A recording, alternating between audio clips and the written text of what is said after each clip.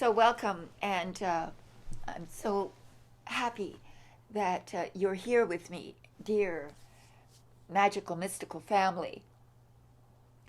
I'm so enjoying rereading the book As a Man Thinketh. It was, the very first book that I read as a teenager that dealt with this topic of mind over matter.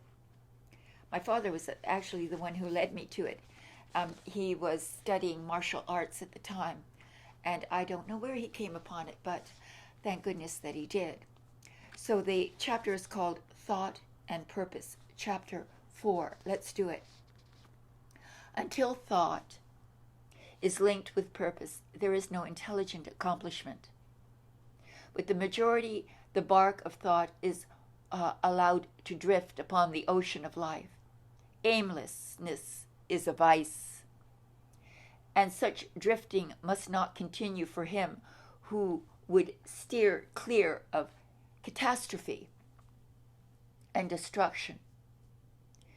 They who have no central purpose in their life fall an easy prey to petty worries, fears, troubles, and self-pitying, all of which are indications of weakness, which lead just as surely as deliberately planned sins, though by a different route, of course, to failure, unhappiness, and loss.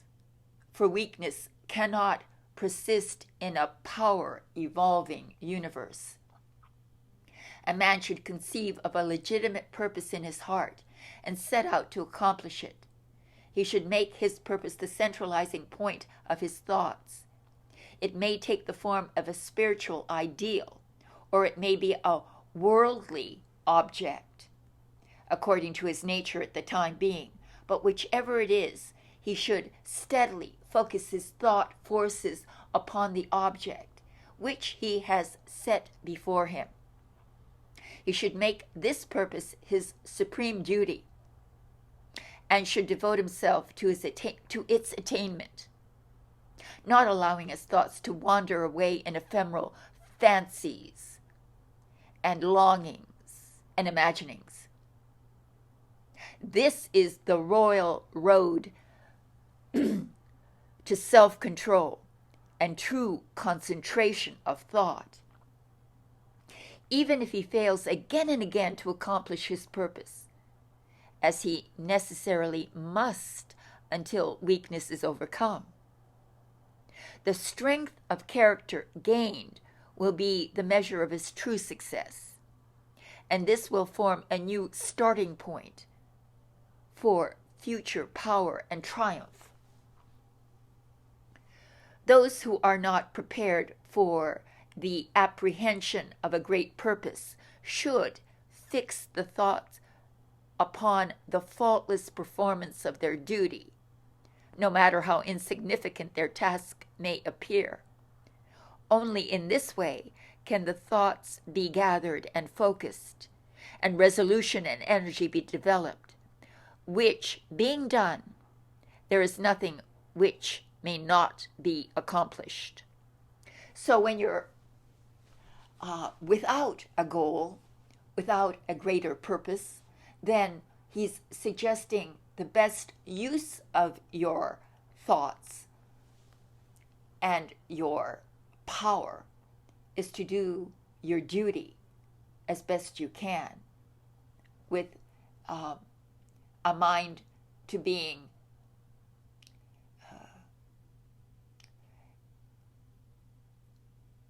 performing with integrity is what I meant. Those who are not prepared for the apprehension of great purpose should fix the thoughts upon faultless performance of their duty. I needed to reiterate that. The weakest soul, knowing its own weakness and believing this truth, that strength can only be developed by effort and practice, will, thus believing, at once begin to exert itself. And adding effort to effort, patience to patience, strength to strength, will never cease to develop, and will at last grow divinely strong. As the physically weak man can make himself strong by careful and persistent training.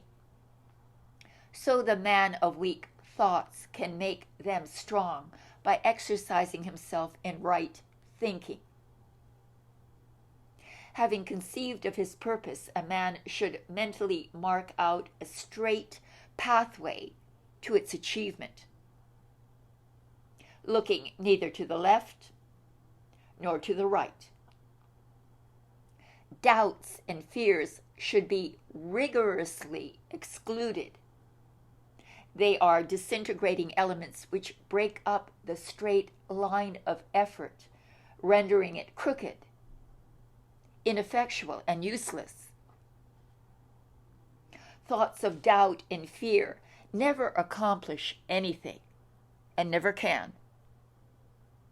They always lead to failure. Purpose, energy, power to do, and all strong thoughts cease when doubt and fear creep in. The will to do springs from the knowledge that we can do.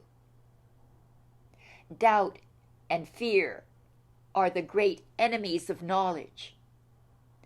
And he who encourages them, who does not slay them, thwarts himself at every step. He who has conquered doubt and fear has conquered failure. His every thought is allied with power, and all difficulties are bravely met and wisely overcome. His purposes are seasonably planted, and they bloom and bring forth fruit, which does not fall prematurely to the ground. Thought allied fearlessly to purpose becomes creative force. He who knows this is ready to become something higher and stronger than a mere bundle of wavering thoughts and fluctuating sensations. He who does this has become the conscious and intelligent wielder of his mental powers. Hallelujah! I say, hallelujah. It's the secret powers that we possess through thought, through the ability to train our thoughts, to have no fear, no self-doubt. These are chemical components of a rich and deep alchemy of the soul. So, if you have any questions, please just email me, and I'll talk to you about it. If you need encouragement, if you need clarification. So, I'll see you in the next chapter, chapter 5. Thank you.